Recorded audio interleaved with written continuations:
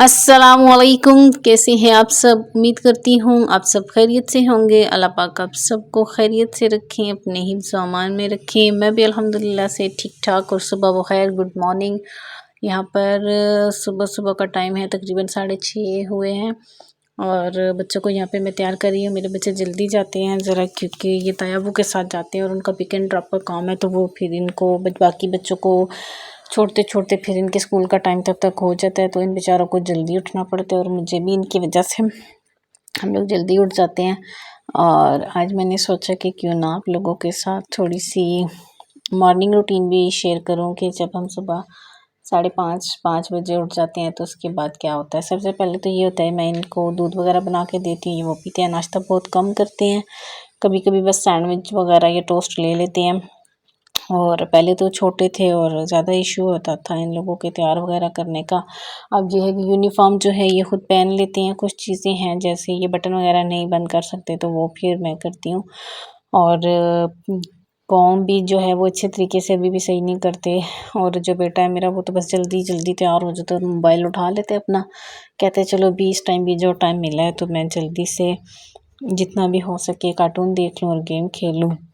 बेटी माशाल्लाह से तैयार हो गई थी और इसके मैंने आज पोनियाँ नहीं बनाई और बस ऐसे ही ना इसको मैंने बैंड लगा दिया था ताकि फेस पे जो है वो इस तरह से बाल ना आए। बच्चों को भेजने के बाद मैंने खुद नाश्ता किया था और फिर क्योंकि मैं खुद टीचर हूँ तो मैं क्लास में चली गई थी स्कूल में। फिर उसके बाद वहाँ पे मैंने कोई रिकॉर्डिंग नहीं की, आजकल बहुत ज़्यादा टफ़ काम हुआ है। फिर वहाँ से वापस आई नीचे, घर जब आई तो कुछ सफाइयाँ वगैरह की और उसके बाद मुझे चावल बनाने थे और अभी मैं यहाँ पर उन्हीं की तैयारी कर रही हूँ, क्योंकि जैसे फिर वीकेंड आ जाता है तो उसके लिए हमारा होता है कि हम लोग पहले थोड़ी सी तैयारी रखते हैं वीकेंड पे। एक तो कोई ना कोई आ भी जाता है और बच्चे भी कह रहे थे कि हम लोगों ने जो है वो चावल खाने हैं, तो इस वजह से मैंने चावल जो थे वो रखे साथ बनाए और साथ में ही मैंने रायता भी तैयार कर लिया। असल में मुझे पर्सनली चावलों के रायता बहुत अच्छा लगता है और वो भी पुदीने की चटनी के साथ। जैसे पुदीना मतलब इसमें ना पेस्ट, पुदीने का पेस्ट डाल के। तो रायता मेरा रेडी हो चुका था और यहाँ पर देखिए चावल भी मेरे रेडी हो चुके हैं। और आपको काली मिर्चें बहुत ज़्यादा नज़र आ रही होंगी, मुझे खुद अच्छी लगती हैं और मेरे हस्बैंड को भी, तो ये मैं एक्स्ट्रा भी डालती हूँ गरम मसाले के अलावा भी। और यहाँ पर ये अच्छे से बन गए थे और इतना टाइम भी नहीं लगता, क्योंकि हम फैमिली छोटी सी हैं तो फिर कम जो मिकदार में चीज़ होती है वो जल्दी बन जाती है। लेकिन जब कोई सबके लिए बनाना हो तो तब, क्योंकि हम एक ही बड़े घर में सब सेपरेट रहते हैं, तो जैसे डेली रूटीन के लिए जो है वो इतना ज़्यादा मिकदार में नहीं बनाना होता। वो बस नॉर्मल सा ही, जितना मतलब 4-5 लोग 2 टाइम खा पाएँ उस हिसाब से हम लोग बनाते हैं। यहाँ पे मैं सबके लिए और अपने लिए भी डाल रही थी चावल और अब हम लोग खाएंगे इंशाल्लाह। और मैंने आप लोगों से एक ये भी बात करनी थी कि सब लोग मुबारकबाद दे रहे थे मोनेटाइजेशन वगैरह की और सब कुछ। थैंक यू सो मच, बहुत शुक्रिया। और मैं आज आप लोगों को बताना चाहती हूँ कि मेरे चैनल को मोनेटाइज होने में काफ़ी टाइम लगा, 1 साल से ज़्यादा, 1.5 साल से कम और 1 साल से ज़्यादा लगा। और बहुत ज़्यादा वीडियोज़ डालनी पड़ी, बहुत ज़्यादा मेहनत करनी पड़ी। शुरू में तो बिल्कुल भी व्यूज़ नहीं आते थे। फिर कभी किसके पास जाओ, कभी किसके पास जाओ, जैसे सब टू सब वो आप मुझे दो और मैं आपको दूँ, ये वाला सीन अभी तक भी चल रहा है, लेकिन पहले बहुत ज़्यादा था। और मैंने तकरीबन 1 से 1.5 साल पहले जब ये चैनल शुरू किया था तब मुझे नहीं पता था कि इतना डिफ़िकल्ट होता है यूट्यूब पे, लेकिन बहुत ज़्यादा था। बहुत ज़्यादा लोगों ने कहा कि ये हो जाएगा, वो हो जाएगा, हम आपकी हेल्प कर देंगे, हम ये कर देंगे बस, लेकिन कुछ नहीं होता था। फिर एलवीज़ में भी जाना स्टार्ट किया और वहाँ से भी मुझे कुछ अच्छा रिस्पॉन्स नहीं मिला। फिर मैंने खुद भी एलवी स्टार्ट की तो वहाँ भी मुझे कुछ इतना अच्छा रिस्पॉन्स नहीं मिला।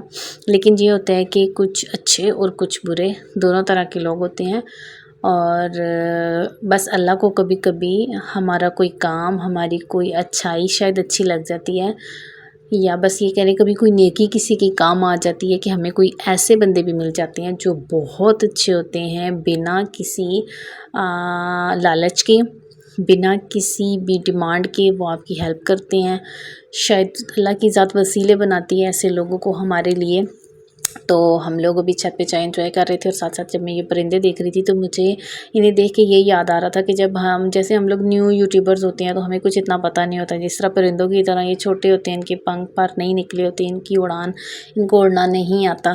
फिर जो साथ के फेलोज होते हैं वो कुछ सिखाते हैं और कुछ इंसान को ना ठोकरें सिखा देती हैं। और आई थिंक जो ठोकरें सिखाती है ना वो ज़्यादा अच्छे से हमें समझ आता है बनिस्बत कि कोई हमें प्यार से समझाता है या हमें कोई कितना भी वैसे समझा ले, लेकिन जब हमें ठोकरें लगती हैं तब हमें समझ में आता है यार क्या था, क्या करना था और क्या करना चाहिए। और वैसे भी ठोकर खाए बिना कोई भी ठाकुर नहीं बनता। ठाकुर बनने के लिए ठोकर खाना भी ज़रूरी है। तो मैंने भी बहुत सी ठोकरें खाई और बिलाखिर अल्हम्दुलिल्लाह से आज मैं ये तो नहीं कहती मंजिल पे पहुंच चुकी हूँ, क्योंकि यूट्यूब पे तो मंजिल हासिल करना बहुत बहुत बहुत दूर की बात है। लेकिन ये है कि कुछ स्टेप्स जो हैं वो ऊपर हो चुके हैं और इंशाल्लाह ये आहिस्ता आहिस्ता आहिस्ता आहिस्ता आगे बढ़ते जाएंगे और ये सब आप लोगों की बदौलत हैं। और कुछ क्लोज़ के जो फैमिली मेम्बर्स भी हैं, जो शायद पहले फैमिलीज़ नहीं थे, अब फैमिलीज़ बन चुके हैं, वो उनकी वजह से हुआ है। और मैं तहे दिल से शुक्रिया अदा करती हूँ उन सब लोगों को। और आप तमाम जो देखने सुनने वाले और कुछ मेरे फ्रेंड्स इतने अच्छे बन गए यहाँ पे, सबका मैं तहे दिल से शुक्रिया अदा करती हूँ। यकीन जाने इतने इतने अच्छे लोग मिले हैं, ना देखा ना बात की।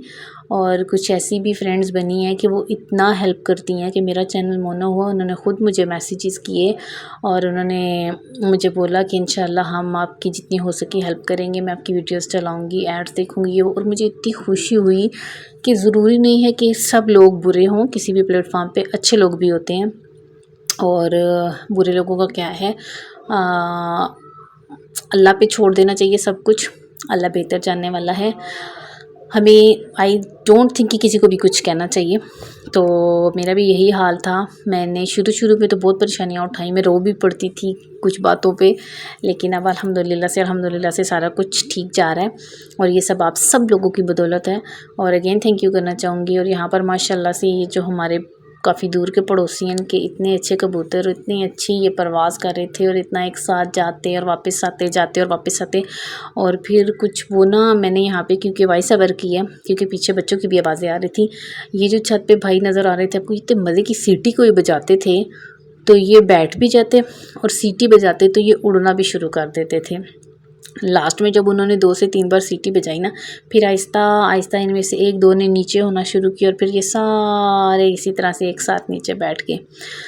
तो आज की जो वीडियो थी, जो व्लॉग था, वो यही था। थोड़ा सा आप लोगों को मोटिवेट करना था कि आप लोग डीमोटिवेट ना हो, बस मेहनत करते रहें। इंशाल्लाह एक दिन सब ज़रूर कामयाब हो जाओगे। तो आई होप कि आप लोगों को अच्छी लगी होगी। कल किसी वीडियो में नेक्स्ट टॉपिक के साथ आप लोगों के साथ मिलूँगी। तब तक अपना और अपनों का बहुत सारा ख्याल रखिएगा और मुझे दुआ में याद रखिएगा और बिल्कुल भी घबराना नहीं है। इंशाल्लाह हम लोग सब कामयाब हो जाएंगे। तब तक के लिए अल्लाह हाफिज़।